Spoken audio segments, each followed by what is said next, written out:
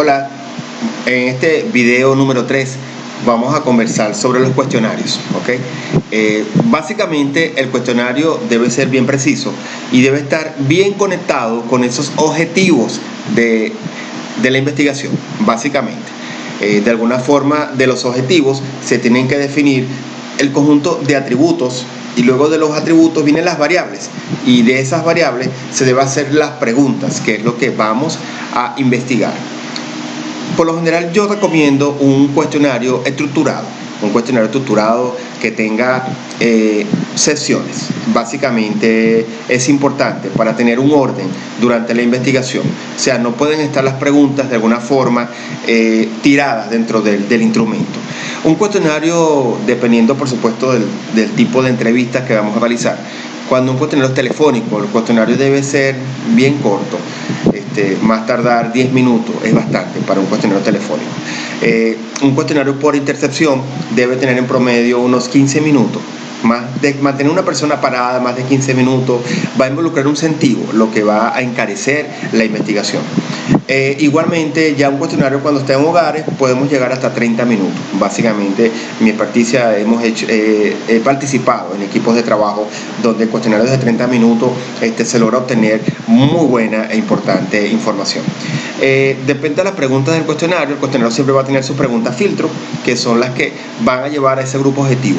Nosotros estamos en un centro poblado y vamos a realizar la investigación y de alguna forma esos filtros van a permitir que nosotros filtremos. ¿Esos filtros cuáles son? Básicamente esos filtros pueden estar enfocados en la edad, pueden estar enfocados en el nivel socioeconómico y pueden estar enfocados también en su sexo, ¿ok? Básicamente, y centro poblado, donde vamos a realizar la investigación, puede estar enfocado en el uso o consumo o prueba en el último mes de determinado producto. Por lo general, cuando se trata de estas preguntas del último mes de recordación, es importante que no hablemos del último año, no hablemos, porque por lo general la memoria del consumidor es bastante corta y ahí se va a generar, al menos que sea una marca o algo bien preciso, básicamente, ¿ok? Pero esa parte de filtro nos va a permitir a nosotros llevar a ese segmento. Es importante que ese cuestionario básicamente ese campo calle, esté enfocado en unos mapas donde se respete la aleatoriedad. Igualmente, cuando sea por intercepción, también que se respete la aleatoriedad. Y si es telefónico, igualmente la aleatoriedad.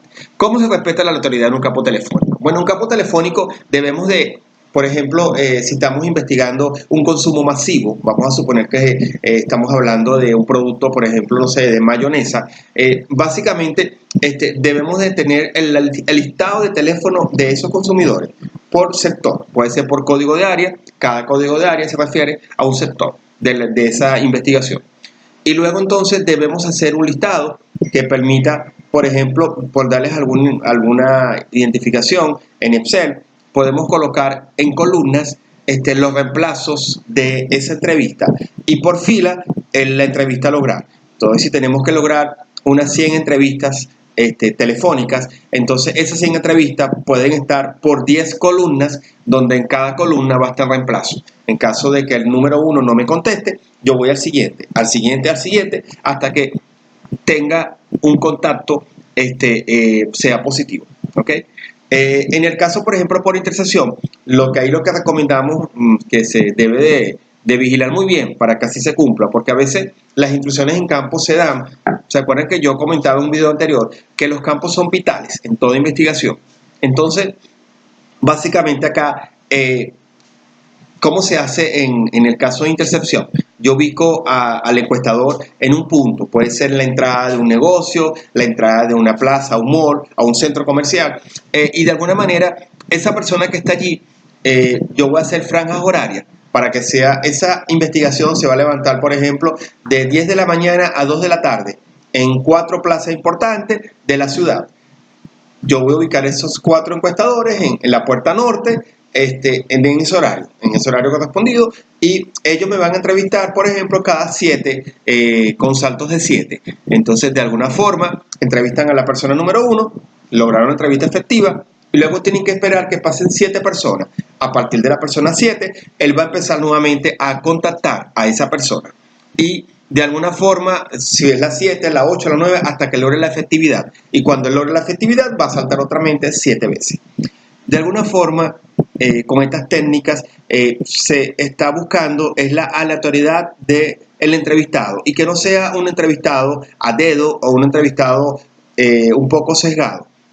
Cuando hablamos de hogares, dependiendo, normalmente se hace por nivel socioeconómico dentro de un conjunto poblado, una manzana, y de allí lo que se hace son los saltos. Mientras las clases son más inferiores, los saltos van a ser más grandes. Y cuando los saltos son, las clases son muy altas, que son bastante difíciles de lograr una entrevista, entonces es casi de al lado, se toma siguiente, siguiente, siguiente, siguiente. La batería. La batería son todas las preguntas que tratan sobre el mismo tema. Básicamente es el cuestionario. Básicamente, ya hablamos de los filtros, de la batería. Dentro del cuestionario teníamos que colocar preguntas de control. ¿Para qué son esas preguntas de control? Bueno, yo le hablaba mucho de la calidad, porque para mí la calidad es algo no discutible, no negociable, aunque la calidad conlleva a un mayor costo, pero creo que es válido, o sea, hay que aceptar, porque no podemos permitir que los errores se disparen y que esa calidad sea afectada. Entonces, esa pregunta de control se utiliza para comprobar la veracidad de las respuestas de los encuestados. Y normalmente lo que se hace en estos casos es colocar la misma pregunta, pero redactada en forma distinta en lugares separados una de las otras. Y de esa forma estamos validando que si la persona me dijo que consumió esa marca o ese producto durante la última semana, se la repite de una manera diferente para que le salga nuevamente. Hoy en día con la tecnología de las tabletas es muy fácil hacer esto, porque sencillamente ya le podemos mostrar hasta los logos de las marcas. Eso va bastante avanzado. Luego tenemos las preguntas amortiguadoras, que se refieren cuando estamos preguntando temas escabrosos. Sí, cuando hay temas, cuando, por ejemplo, esta pregunta, sobre todo del ingreso, ¿ok? Que a veces genera mucho problema. ¿Por qué? ¿Qué sucede? Bueno, el ingreso, básicamente, cuando tú vas a niveles muy altos, la persona de modo de protección tiende a declarar un ingreso inferior. Mientras que cuando vas a niveles muy bajos de los niveles socioeconómicos, las personas suelen declarar un nivel que gana mucho más dinero de lo que perciben. Igualmente ocurrió en mi país, Venezuela, bueno, soy venezolano, básicamente cuando hablábamos de las edades en mujeres de cierta edad en Venezuela, las mujeres, por ejemplo, que tenían 50, entre pasadas 50 años, todas decían que tenían 45.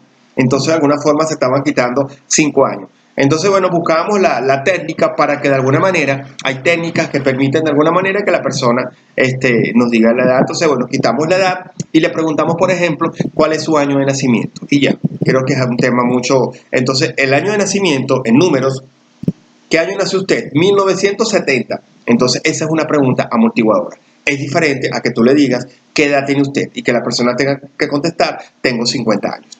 ¿Ok? Bueno, el cuestionario de verdad es importante, es la herramienta básica que va a dar insumo, insights a toda la investigación. Una vez que la persona está llenando la entrevista, es importante que a ese encuestador se entrene asertivamente, que lea las preguntas tal cual como están en la tableta, que no vayan a cambiar ningún tipo no vayan a poner ningún subjetivo, no vayan a cambiar ninguna, tienen que leer todo tal cual como está en la tableta. O sea, esa es mi recomendación. Básicamente, las normas de tener al entrevistado al frente, mirar los ojos, tener la tableta al frente, creo que son básicamente que transmitan seguridad, que le vean la cara, que tenga buena edición, son elementos vitales que a la hora de una entrevista, si no se cumplen, pueden generar mucho ruido para la investigación. Bueno, seguimos entonces con esta serie de videos y bueno, que tengan un buen día.